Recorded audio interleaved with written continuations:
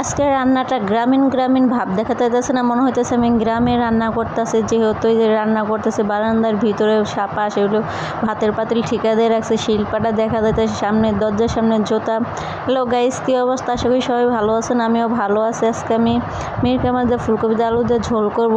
তো প্রথমে আমি চুলাটা জ্বালিয়ে কড়াইটা বসিয়ে নিয়ে তেলটা ভালো করে গরম করে মাছগুলো মেরিনেট করে মাছগুলো দিয়ে দিছি, ভালো করে ভেজে নিয়ে পরে মাছগুলো উঠিয়ে নিব। তো মিরকা মাছ দিয়ে আজকে রান্না করবো।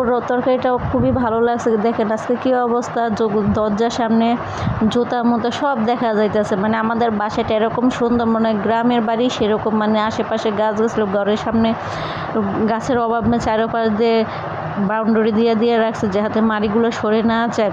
তো ক্যামেরাটা দূরে থেকে ধরছি, তো এই জন্য সব কিছু দেখা যাইতেছে। পরবর্তীতে ধরার চেষ্টা করবো, যেহেতু বারান্দায় কখনো রান্নার অভ্যাস হয়নি, প্রথম রান্না করতেছে, সেজন্য কিভাবে ক্যামেরা ধরবো না ধরবো বুঝতেই পারি না। তা আশা করি পরবর্তীতে ঠিক হয়ে যাবে, মানুষ তো ভুল করে তারপরে শিখে, তাই না? তো প্রথমে মাছগুলো ভেজে নিয়েছি, বেশি একটা ভাজাভাজি করি নেই, হালকায় ভেজে নিয়েছি। যেহেতু মিরকা মাছগুলো তাজা তাজা আসলে সেজন্য ঝোল করবো, সেজন্য হালকা ভেজে নিয়েছি। হালকা ভেজে রান্না করলে তরকারিটা অনেক ভালো লাগে, একটা অন্যরকম ফ্লেভার আসে।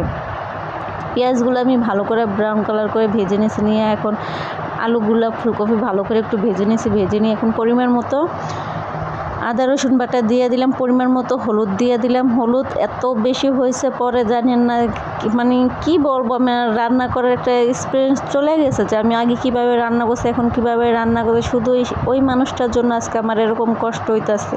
আমি কিভাবে রান্না করছি এখন কিভাবে রান্না করতেছে এরকম, মানে বারান্দার ভিতরে চুলা থুইয়ে মোড়ার ভিতরে বসে। তো এই 2 দিন তো রান্না করা খুবই কষ্ট হয়ে গেছে, যেহেতু রুমের মধ্যে জায়গা নেই, বারান্দার মধ্যে চুলা টুলা থুবো, যদি মানুষ টোকাই এসে নিয়ে যায়, সেজন্য আবার নতুন করে পাইপ কিনা 200 টাকা খরচ করে পাইপ কিনা রুমের থেকে লাইন নেওয়ার চেষ্টা করছি। যেহেতু ঘরের মধ্যে রান্নার কোনো জায়গা নাই, সিস্টেম নাই, সেজন্য বারান্দার মধ্যে রান্না করা লাগে।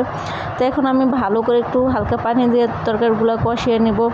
ভালো করে কষানোর মধ্যে গেলাম, তরকারির স্বাদটা অন্যরকম আসে। তো ভালো করে কষানো শেষ হয়ে গেছে, এখন পরিমাণ মতো ঝোল দিয়ে দিয়েছে। পরিমাণ মতো বলতে কি, পরিমাণ থেকে ঝোলটা বেশি হয়ে গেছে। আমি তরকারিটা বসাইয়ে ঢাকনা দিয়ে আইসা দেখি, যে দেখেন আমি নিচে দিয়ে মুছতেছি, ঢাকনা খুলে আইসা দেখি মানে তরকারির আশেপাশে বলক পইরা ঝোল পইরা ভরে গেছে। কি যে একটা অবস্থা, যা বলে ভাষায় বোঝানো যাবে না। মানে এরকম খারাপ লাগতেছে যে কোন জায়গায় আসছি, কিভাবে কি করব না করব, মানে বুঝেই পারতেছি না। তো সবাই বলতেছে সমস্যা না, আস্তে আস্তে সব কিছু ঠিক হয়ে যায়। তো আগে ফ্ল্যাট বাসায় ছিল, এখন খোলামেলা বাসায় আসছো, আস্তে আস্তে সব কিছু অভ্যাসের পরিবর্তন, তাই না?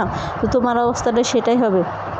তো আমি আবারও বলে দিচ্ছি, আমার ক্যামেরাটা দূরে থেকে ধরছি, তো সেজন্য সব কিছু দূরে দূরে দেখা যাইতেছে। মানে সবই যে দেখেন আমি জুতা পরে এখন বেসিনে চলে গেছে, বাইরে বেসিন সিস্টেম আছে, বেসিনে চলে গেছে ধোয়াধুয়ি করতে। যে আমার ফাইনাল তরকারির লুকটা, তরকারিটা অনেক মজা হয়েছে, খুবই ভালো লাগছে তরকারিটা।